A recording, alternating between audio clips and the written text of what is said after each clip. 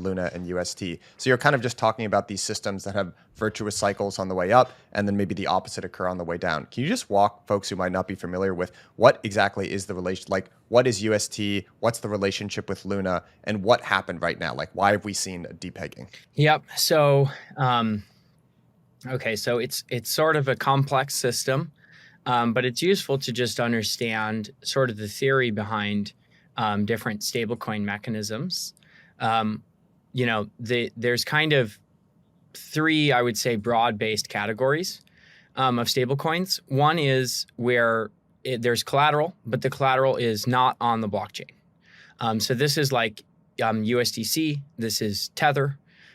This is where the collateral is held by some central entity off the system, and then you can redeem the stablecoin that's on the blockchain for cash that's sort of just in a bank account off the blockchain. So those systems are, relatively simple conceptually. The problem is, of course, that there's kind of a central entity that controls all that collateral. The second type is where the collateral is actually held on the blockchain. This is what the MakerDAO system does. So it's fully collateralized stablecoin, but all the collateral can be visualized and seen on the blockchain, and it's not controlled by a central entity. So it's decentralized in the sense that there's not one single entity that, in theory could freeze the collateral or seize the collateral or something like that. But it's a trickier system to reason about. It's just a little bit more complex. And it's harder to build, it's harder to scale, but it's a lot more resilient than the first type. Then there's kind of a third type that people generally refer to as seigniorage or algorithmic stablecoins. And this is where, the peg is backed up. So there's the stablecoin itself, and then there's a secondary asset that sort of represents like an interest in the stablecoin system, sort of. And it kind of acts as collateral of last resort for that stablecoin. It's important for the market cap of that collateral to stay above the market cap of the stablecoin. And the idea here is you can always redeem the stablecoin for $1 worth of the underlying, and you can redeem the underlying for $1 of the stablecoin. And so in that way, if the stablecoin ever goes above $1 or below $1, you have arbitrageurs that do this collateral exchange and can make a profit. And the further it goes off peg, the larger those arbitrageurs stand to earn. So if it goes off the peg by 1%, an arbitrager can earn 1%.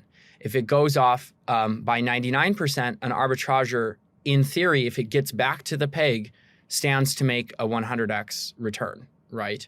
So you kind of increase reward as the peg becomes undone, and you're increasing risk in a sense for the arbitrageurs. What's tricky about this system, and in the case of Terra Luna, is that the collateral is highly correlated with the success of the stablecoin. So in the case of a system like MakerDAO, DAI has lots of different collateral assets. They're all crypto, so they're all broadly correlated on some level, but they're not, it doesn't have MKR, like the Maker token, as the collateral in the system. So one way to view Terra Luna is it's sort of like the Luna token really only exists in a way to act as collateral or seigniorage shares, whatever you want to call it, for that UST stablecoin. So, what we found out here is that the problem is that when those two assets are correlated, like as the peg gets undone, people lose faith in the system, and so the price of Luna drops. And as the price of Luna drops, it becomes harder and harder to use that collateral to restore the peg. And it's like a confidence loop.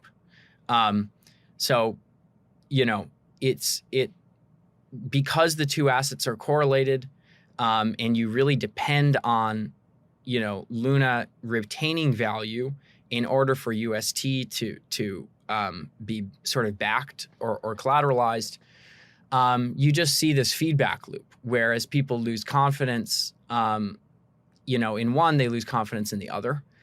And so, if these two things were sort of uncorrelated, it might have a better chance of working. In this case, there's like not enough Luna in a sense to redeem for UST. And then, in that case, like the UST isn't really backed. Now, on top of all this mechanism I'm talking about, which is sort of the algorithmic stablecoin mechanism, there's also a foundation collecting, tens of thousands of Bitcoin to back the system. So it's sort of like partially algorithmic and like partially offline collateralized, sort of in a USDC or Tether style capacity. But the problem is that offline collateral, wasn't, I don't think it is significant enough here to backstop the entire system. So you have this kind of partial collateralization, and then you have this algorithmic backing, but neither of them is sort of big enough here. So and just to timestamp this, it's May 11th in the morning. So this is very much like happening right now. I don't want to talk like it's 100% done, but it does feel like these unwind has these kind of irreversible confidence game effects at play.